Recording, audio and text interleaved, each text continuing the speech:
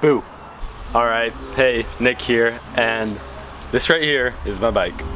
This is a Specialized Enduro Evo Expert. It's kind of a mouthful. 2015 model, and I got it about 6 months ago, and I'm here doing a bike check sort of review thing on it. So obviously from first impressions, this is like the sickest looking bike ever, and it also is pretty much the sickest bike ever. It's kind of confusing bike because it looks like a downhill, but it's called an enduro, and it is actually an enduro, but it's really cool because it can be used for a downhill, and it does pretty much anything a downhill can. However, you can still pedal this bike, and it actually pedals pretty well for what it is, and I do all the local trails around here on it, and I climb anything, so it's pretty awesome. The versatility of this bike is insane. I take this thing to my local bike park and I can hit all the slopestyle jumps there. I can do any table, anything. I'm learning all these cool tricks on it, no handers, no footers. And it can also shred trails, and then obviously it kills downhill. I'm gonna go to North Star again this summer to do the downhill park. And before I did on a rental bike, and this time I'm gonna do it on this thing. And just from the trails I've hit in Santa Cruz recently, like mailboxes, this thing just shreds down them, so it's gonna be awesome. This bike is so universal. I also ride it to school, which kind of looks weird me riding it on the street, but it's so fun because I just wheel it around everywhere. I can do any drop and hit anything, so it's pretty cool actually. I get a lot of people commenting on it. Before I get into the parts and sort of explaining it, I just want to say it's 180 mil travel, size medium frame. It's got 650V wheels or 27.5. Yeah, I guess I'll get into it now. Starting off with the suspension, in the front I'm running the absolutely beautiful RockShox Boxer. This fork is amazing. Now normally this is a 200 mil fork, but they actually reduced it to 180 for this bike, which I think is really cool. So while it still weighs the same as a 200 fork, it only has 180 of travel, so it just makes it a little more easier to pedal. Right now it has the stiff spring in because that's what it came with, and honestly that's a little hard for me, so I'm going to change it to a soft one ASAP, but as of now I'm just running that stiff one, and it's working pretty well because I am a free rider. It's obviously super sick to just ride around with dual crown forks. Everyone's impressed by them. They're just the raddest thing ever. It's also got the Maxle, which I love. I think it's way better than quick release, although it's not as convenient. Now for the rear, I have the Olin TTX 22. I think that's what it's called. And this shock is absolute butter.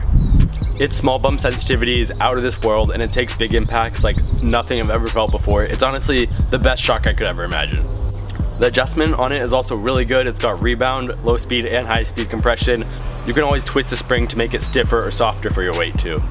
This is definitely my favorite part of the bike. It's just so awesome. Moving on to the wheels, these are the Roval downhill set. I can't find the exact model. I know they were tubeless ready, and they work pretty well. Although I have seen some reviews online that they break easy, so I always keep my spoke tension tight and check them just to make sure these wheels stay strong. But for me, they've been doing a really awesome job, staying really true. As for the tire on those babies, the front one is the Specialized Butcher 2.5 and the back is the Specialized Slaughter 2.3. These bikes came with tubes, however I made it tubeless and it was really easy.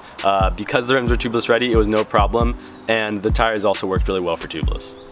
Now let's go to the brakes. The brakes on this thing are the SRAM Guide downhill version. Now I didn't even know there was a downhill version, but I looked for it online. It's really hard to find, but if you look on the caliper on these things, it says DH for downhill, and it's just kind of unique to this bike. I don't think any other bikes really have them. They work really well. They don't bite too hard, but they're really easy to modulate, which is sort of what I like. So they're really good for wheelies and stoppers and stuff like that, and I just bled them and they're working great. I've got a 200 mil rotor in the front and 180 in the back. Because we're at the cockpit, we'll look at the shifter right now. The shifter is a SRAM X9. It works great, I have no complaints about it, it's super crisp. And the grips right there are the ODI Vans grips. They're just awesome, super tacky, even when they're wet. I love them, and they just add a ton of style to the bike. The bar I'm running to is just the Specialized 780 mil bar. It's pretty normal, just alloy, and yeah. Now if we go to the drivetrain, pretty much everything here is SRAM as well. We got the SRAM Descendant cranks. I love these things, they're so durable and so stiff. And as you can see, the paint's wearing off, but that's only because I do rides in the mud a lot. It's also a SRAM bottom bracket and then a SRAM 10-speed chain. I think it's the 1031, in case you want to get into it. And that's also connected to the 1031 10-speed cassette. This is an 11 to 36 tooth, and I find the low end range isn't actually that bad. I can pedal up pretty much any hill. Of course, something like the Eagle may be able to do like a slightly steeper hill, but honestly, I have enough power to go up pretty much any hill that's possible on a bike, so I don't find it too bad. For the high end of the gearing, I actually wish it was harder for when you're going really fast downhill and you want to pop up a wheelie or something. And there's a SRAM XO derailleur right there. That thing works beautifully. I haven't had any problems with it. It's just awesome. And the chainring is a 36 tooth, and it's got that plastic bash guard, which really helps. That thing's sick. It's also got these really hardcore sort of chain guides, and they actually make it a lot harder to pedal and a lot harder for your cranks to spin, but your chain never falls off. The hub on that thing is the DT Swiss, and I'm gonna spin it for you because it's the sickest sounding thing ever.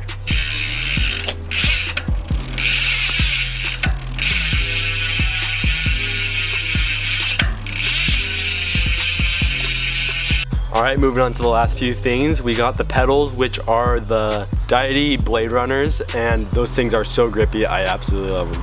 As for the seat, I'm not actually quite sure what the name of the seat post is, but I know I have the WTB seat on it, which is sort of low profile and really light. I kind of like it.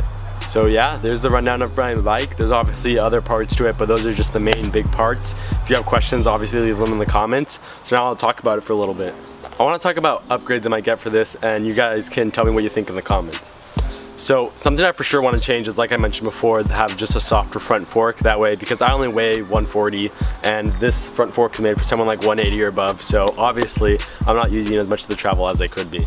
Something I'm looking at is sort of a lower profile front tire. This is like a really hardcore downhill tire, and for what I use this bike for, it's sort of like overkill. And like, I know that's kind of funny coming from a kid who rides a dual crown fork on like XC trails, but like this front tire is really overkill. It's super slow and super grippy, so I'm thinking of getting like an enduro tire instead of this pure downhill tire.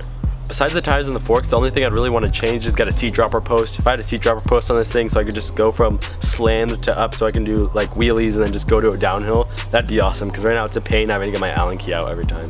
Otherwise, this bike's honestly perfect, so I guess I'll get some riding clips in for you really quick. And yeah, we almost forgot to test how much the thing weighs, so we're gonna weigh me and then weigh me holding the bike to get the accurate weight and just do some quick maths. Yeah, that weight's probably the downside of this bike. It's really heavy, but besides that, it's awesome. That all comes from the dual crown fork, so it's a sacrifice, but hey, I guess it makes me strong. Can we get a like for me filming this entire video in my pajamas? In case you're wondering, this helmet is the 661 comp, I wanna say. I just put my Smith squad goggles, which I use for snowboarding, in there, and it works pretty well.